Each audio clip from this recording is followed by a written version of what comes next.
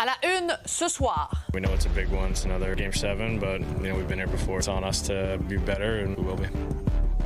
Un match ultime entre les Canadiens de Montréal et les Sabres de Buffalo.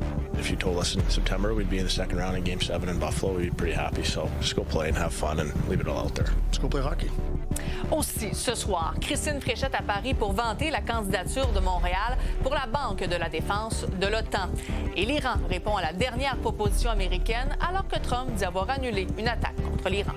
در میز مذاکره فارغ از این تهدیدها متمرکز بر Et les 17h, voici votre nouveau info.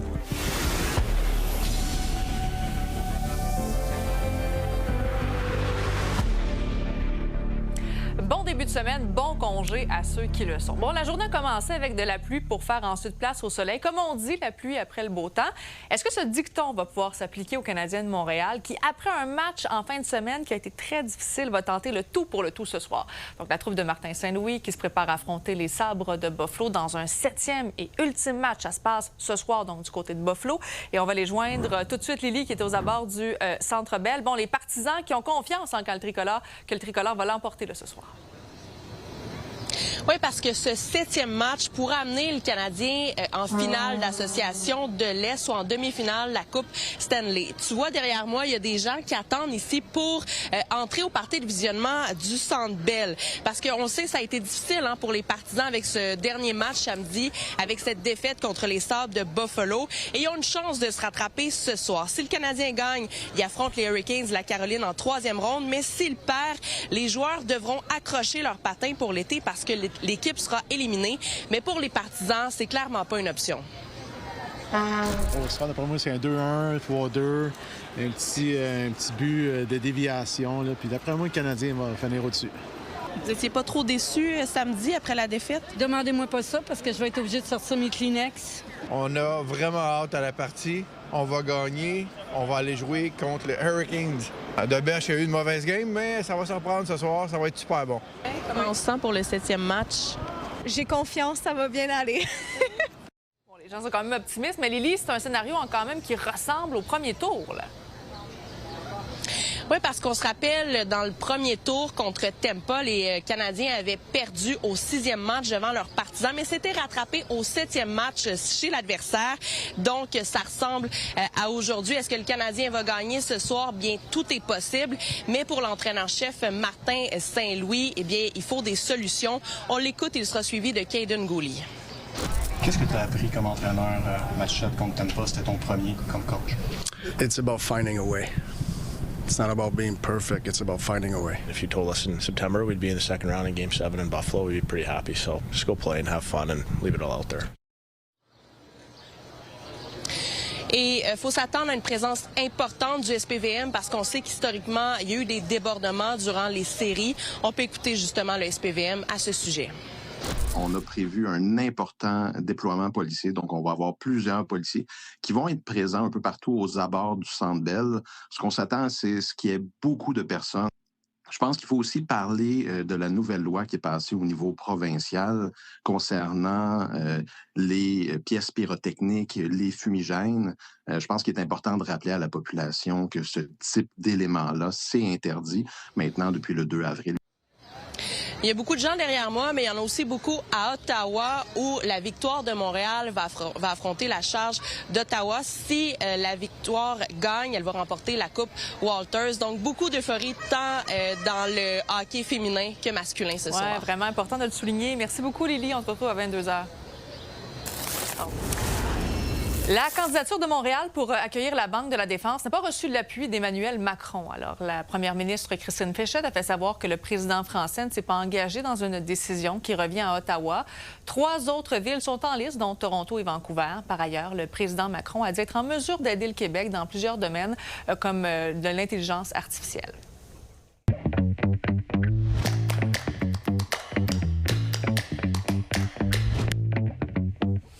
Salut Alain. Salut Sabrina. Donc, Christine Fréchette, première ministre du Québec, est en mission actuellement en France. Qu'est-ce qu'elle veut aller chercher là-bas pour le Québec? Bon, premièrement, au niveau politique, je pense qu'elle veut montrer qu'elle est dans l'action. Elle veut améliorer sa stature internationale pour montrer qu'elle peut faire une différence, pas juste au Québec, mais à l'extérieur, tant avec les provinces, mais d'autres pays. On s'en rappelle, elle a été aux États-Unis rapidement après son élection. Elle a rencontré un des alliés principaux de Donald Trump. Et là, en allant en France, elle veut travailler sur les enjeux de matériaux critiques, minerais critiques, de partenariats avec le milieu économique, les grandes entreprises et aussi, je dirais, faire affaire avec le gouvernement.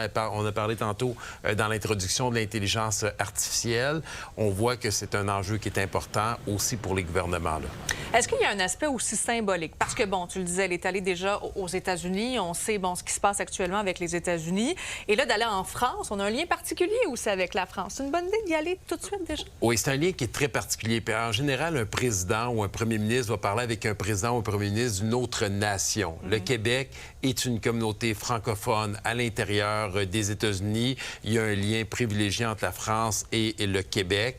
Donc, on voit que Christine Fréchette veut continuer à tisser ces liens-là, veut regarder les partenariats d'affaires qui pourraient être faits avec des compagnies françaises qui sont bien implantées ici au Québec, et particulièrement pour le dossier de la Banque de la Défense. Bon, Macron... Bien, on a vu qu'Emmanuel Macron, finalement, ne supporte pas nécessairement la candidature. Ça, déjà, est-ce que c'est un peu un pied de nez de la France? Bien, pas nécessairement, parce que, justement, Emmanuel Macron ferait de l'ingérence envers le gouvernement du Canada s'il avait donné son support. Mais en même temps, Christine Fréchette sait que la France va vouloir acheter beaucoup d'armement, va vouloir faire affaire avec le Québec. On a des entreprises. Donc, en aidant à tisser des liens avec une province qui est francophone, la France qui parle français, tous les liens au niveau de la francophonie, je pense que c'est une bonne façon de supporter son économie, de continuer à travailler en partenariat, de tisser des liens avec eux.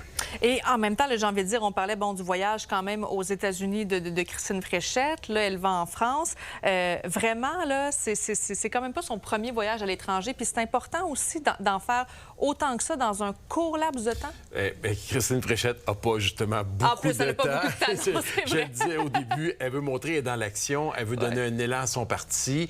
Elle prend aussi tout l'espace médiatique. Donc, stratégiquement, je tiens à saluer son équipe autour d'elle. On regarde tout ce qu'elle a fait depuis le début. Tu le soulignes, elle est allée à Ottawa rencontrer Mark Carney. Elle est allée à Washington rencontrer des alliés de Donald Trump pour faire avancer la cause du Québec et du Canada. Elle se ramasse en France, elle est rentrée en Chambre, elle a déposé des projets, cabinet ministériel. Donc, il n'y a personne qui ne peut pas lui reprocher de ne pas tout faire pour essayer de remonter la cote de la Coalition Avenir Québec. Puis là, on était à 2-3 semaines de tomber en vacances estivales.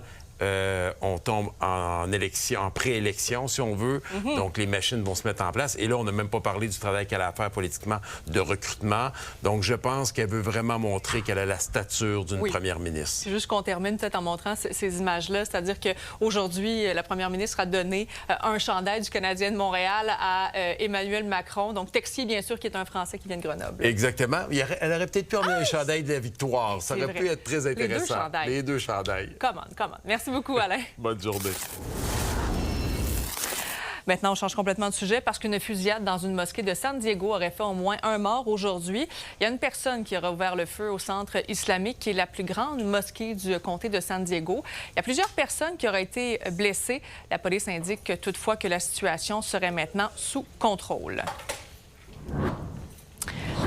Maintenant, au Moyen-Orient, l'Iran a répondu à une nouvelle proposition des États-Unis pour que cesse le conflit. Et là, Marika, voilà que Donald Trump dit avoir renoncé quand même à une attaque contre l'Iran. Et ce qui est intéressant, Sabrina, c'est que les négociations ont commencé il y a à peine quelques heures et on sent déjà que ça porte ses fruits. Le président des États-Unis, Donald Trump, a qualifié de très sérieuses ces négociations. Il est allé même jusqu'à annuler une attaque qui était prévue demain contre l'Iran.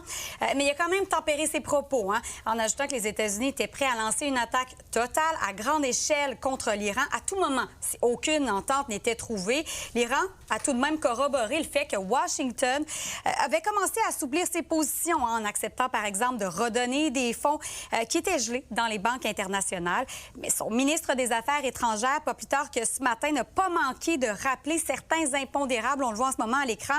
Il réclame au passage donc des compensations financières pour les dommages moraux, matériaux subis au cours des 80 derniers jours. On l'écoute. بنابراین از روز بعد از ارسال نقطه نظرات ما به طرف آمریکایی از طرف پاکستان ما با مجموعه‌ای از پیشنهادات طرف مقابل مواجه شدیم که در این چند روز بررسی شد و همونطور که دیروز اعلام شد متقابلا نقطه نظرات ما به طرف آمریکایی منعکس شده. Bon, ces tensions sont bien sûr au cœur des discussions des ministres des Finances du G7 qui sont réunis là, du côté de Paris. Oui, il faut dire que c'est une réunion importante là, dans le contexte, en pleine crise. Et c'est François-Philippe Champagne qui représente le Canada lors de cette réunion importante. On écoute un extrait de ce matin. This is one of my many G7, so good to see the colleagues again. A lot on the agenda, imbalances, the state of the world, obviously the Strait of Hormuz, the situation, how we can tackle that together. I think we need to show unity, ambition, and I'm very confident in the French presidency to guide our discussions over the next 2 days. Revenons chez nous maintenant. On apprenait pas plus tard que ce matin que les États-Unis comptaient mettre fin à un comité militaire entre le Canada et les États-Unis qui existait quand même depuis la Seconde Guerre mondiale. Et c'est le sous-secrétaire de la Défense américaine qui en a fait l'annonce aujourd'hui. Et selon lui, bon, le Canada n'a pas réalisé suffisamment de progrès dans ses engagements en défense. Mais il faut dire quand même, Sabrina, que le premier ministre du Canada a augmenté considérablement, oui, ses investissements en défense au cours des derniers mois. Oui, on l'avait vu. Merci beaucoup, Marika.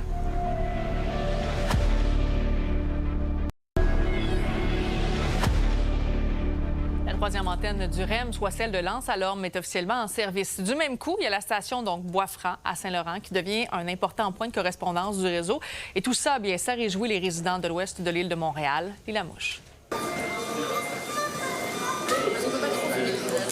On est à la station Fairview Pointe-Claire pour l'ouverture officielle de l'antenne Anse-à-Lorme du REM. Chaque jour, ils sont près de 78 000 personnes à prendre le REM. Avec cette nouvelle ligne, on estime que 100 000 personnes prendront le réseau express métropolitain. Et avec l'ouverture future de la ligne vers l'aéroport, on pense que près de 150 000 l'emprunteront. Un grand succès ce week-end, ça a été vraiment fantastique. Il y a des milliers de personnes, des milliers de familles qui sont venues essayer le REM, des nouveaux usagers de l'ouest de Montréal qui sont venus voir, visiter les 4 nouvelles stations. Donc j'ai vu des beaux sourires, surtout des gens qui n'avaient jamais pris le REM, donc c'est leur première expérience. Aujourd'hui, officiellement, l'antenne Anse-à-Lorme est entrée en service et s'annexe au réseau. Donc ce matin, premier train parti à 5h30, c'est un départ réussi. Puis on le voit, l'achalandage est vraiment en augmentation. De plus en plus, les gens ont de plus en plus confiance. Ça prend une période d'adaptation, hein, c'est certain. Puis justement, dernièrement, je prends un exemple sur les matchs des Canadiens. Donc, les gens vont beaucoup plus au centre-ville, au Centre Bell ou au centre-ville de Montréal. Souvent, c'est des nouveaux usagers qui n'ont jamais pris le REM. Mais il y a aussi les festivals qui s'en viennent cet été, la F1 le week-end prochain. Donc, les festivals, là, on va être là pour desservir les gens. En ce jour férié et pluvieux, les résidents du quartier sont bien présents et on nous parle d'une journée magasinage. Et oui, parce qu'ici, à Fairview Pointe-Claire, il y a bien un centre commercial. Mais si on continue sur la ligne du REM, on s'arrête à McGill et on trouve le centre Eaton, mais encore plus loin, on va jusqu'à Brossard et on retrouve le 10-30. Venez voir, j'ai été au centre d'achat et là, je reviens. C'est bien. Est-ce que c'est la première fois que tu prends le REM? Oui. Oui. Et c'est pour aller où? Au musée. Au musée. Oh, ben c'est génial. Nous restons ici au West Island parce que c'est difficile de rentrer au centre-ville. Mais avec le REM, nous espérons que ça va aller mieux. On a stationné ici, à l'aise. Actuellement, je vais à McGill, puis je vais revenir. Je vais faire le tour, puis je vais aller voir comment ça fonctionne. Ça fait des années et je suis vraiment impressionnée. C'est vraiment beau. Je me sens un petit peu comme en Europe. On va se promener, on va aller à Édouard-Montpetit. Et de là, on va marcher sur la montagne, on va aller de l'autre côté. Et pour revenir, on va revenir par McGill. Je répète encore, le REM, c'est une bénédiction. Alors, depuis que je voyais Brossard le prendre, j'étais vraiment jalouse parce que eux, ils avaient accès au REM. Et nous, il fallait encore 2 ans. Mais là, c'est arrivé. Donc, ça y est. Oui. Ce qui plaît le plus aux voyageurs que j'ai rencontrés ce matin, c'est le temps de parcours. De Fairview, dans l'ouest de l'île où je me trouve, jusqu'à Brossard, c'est un trajet de 44 minutes. Et jusqu'à la gare centrale, de 27 minutes. Plus tard, en 2027, vers l'aéroport, il sera de seulement 30 minutes. À Montréal, Lila Mouche pour Nouveau Info. L'épidémie d'Ebola en République démocratique du Congo est maintenant considérée comme une urgence sanitaire internationale. Alors, en date d'aujourd'hui, il y a quand même plus de 100 personnes qui sont décédées et 395 cas suspects qui ont été signalés dans ce pays d'Afrique. Il y a également un ressortissant américain qui a d'ailleurs été testé positif au virus dans le pays. On va aller faire le point avec la directrice du laboratoire sur la préparation aux pandémies et aux crises à l'Université McGill, la docteure Joanne Liu. Bonsoir, Madame Liu.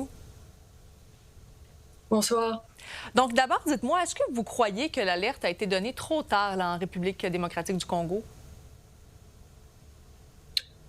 Non, mais je pense que c'est assez raisonnable. Le premier cas était le 5 mai et ça a pris jusqu'au 14 mai pour pouvoir tester pour le Bundibugyo. Parce qu'avant, on testait pour le test n'était pas positif. Le directeur général de l'OMS a pris sur lui-même et a décidé, en consultation avec les pays impliqués, qu'il fallait déclarer l'urgence de santé publique de portée mondiale. OK, c'est quand même le deuxième niveau d'alerte le plus élevé. Qu'est-ce que ça signifie, en fait? Qu'est-ce que ça signifie? C'est que on fait le constat que probablement le pays ne sera pas capable de répondre à ça par lui-même. Et donc, on demande que collectivement, le reste de la planète soutienne et supporte la réponse à cette épidémie-là en République démocratique du Congo. Mais c'est quand même pas la première épidémie d'Ebola en République démocratique du Congo. Dites-moi pourquoi celle-là, elle inquiète plus? Oui, effectivement. Donc, c'est la 17e épidémie d'Ebola en République démocratique du Congo. Pourquoi qu'elle inquiète? Elle inquiète parce qu'elle se trouve au carrefour de 3 pays, qui est la République démocratique du Congo, le Soudan du Sud et l'Ouganda. Elle inquiète aussi parce qu'elle se retrouve dans une ville minière et les gens qui sont dans la ville minière-là, c'est une population qui est mobile, qui bouge, qui fait du commerce. Et on se retrouve aussi dans une province où il y a des groupes armés et donc il y a beaucoup d'insécurité. Donc ça pourrait enfreindre le déploiement de la réponse pour l'épidémie. Bon, vous dites que c'est un endroit où les gens sont particulièrement mobiles. On sait qu'il y a un Américain qui a été diagnostiqué avec le virus de l'Ebola. Et là, il y a les États-Unis qui vont soumettre aussi des voyageurs à un dépistage d'Ebola. Dites-moi, est-ce que ça pourrait endiguer, en fait, la propagation du virus en ayant des tests comme ça? Ce qui va endiguer le plus l'épidémie, c'est vraiment de la combattre où est-ce qu'elle se trouve présentement. Et c'est d'aider la République démocratique du Congo et possiblement les pays qui pourraient être touchés, l'Ouganda et le Soudan du Sud, d'y répondre. Donc, plus on va diminuer la transmission, la propagation de ce virus-là en République démocratique du Congo, plus on va avoir une longueur d'avance, bien sûr. Parce que là, est-ce qu'il y a un remède pour l'Ebola? Donc, pour ce type-là, qui est le Bundibugyo, on n'a pas ni vaccin spécifique, ni traitement spécifique.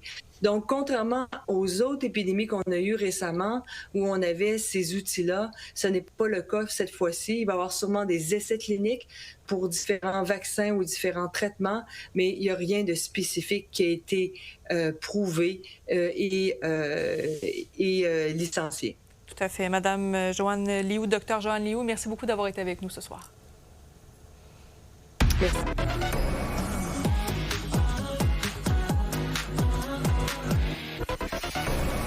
Bonsoir, Raphaël. Bonsoir, Sabrina. Alors d'abord, on va parler du Festival de Cannes parce que la chanteuse Barbra Streisand qui doit annuler en fait sa présence.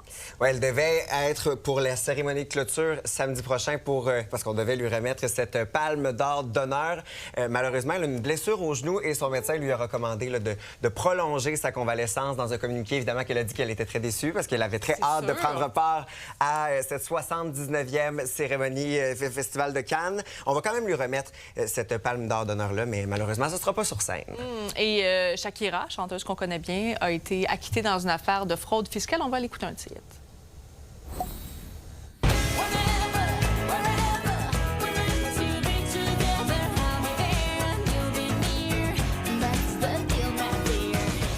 Hey, ça fait 8 ans que ça dure, ces procédures judiciaires-là. Et là, donc, elle n'est pas... elle ne sera pas tenue. On va devoir lui rembourser 88 millions canadiens, donc 55 millions d'euros, parce que les autorités espagnoles n'ont pas réussi à prouver que Shakira était en 2011 résidente de l'Espagne. Donc, elle devra... Donc, on va lui rembourser ces 55 millions d'euros-là. Évidemment qu'elle, par communiqué, elle dit « Hey, il n'y a jamais été question de fraude. Ça nuit à ma famille, à ma santé. J'ai eu des nuits blanches à cause de ça. » Donc, une saga qui est réglée pour Shakira. Et maintenant, bonne nouvelle pour les fans de rock.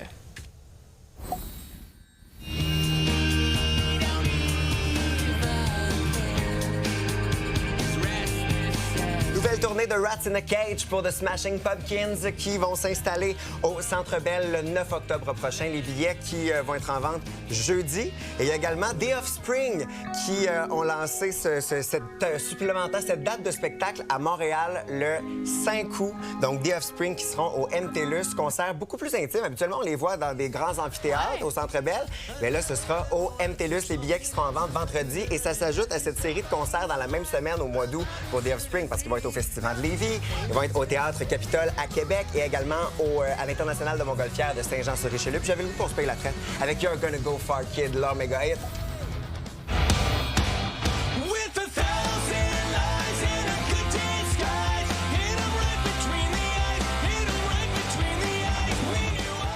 Bon, et maintenant, c'est le film Michael qui est de retour en tête du box-office. Hey, ça faisait 2 semaines que le film avait été détrôné par Le Diable s'habille en Prada, la suite. Et là, on est de retour avec Michael en tête. Biopic qui a rapporté jusqu'à maintenant 700 millions de dollars au box-office. Il en manque quand même un peu pour détrôner le biopic musical le plus rentable qui est Bohemian Rhapsody, le film sur Queen qui avait rapporté 910 millions de dollars. Mais donc, toujours un bon départ pour le film Michael. Oui, vraiment, vraiment beaucoup. Donc, merci beaucoup, Raphaël. Et on se retrouve ce soir. 22h. Tu vas être avec nous pour 22h. Toujours avec les couleurs du Canadien.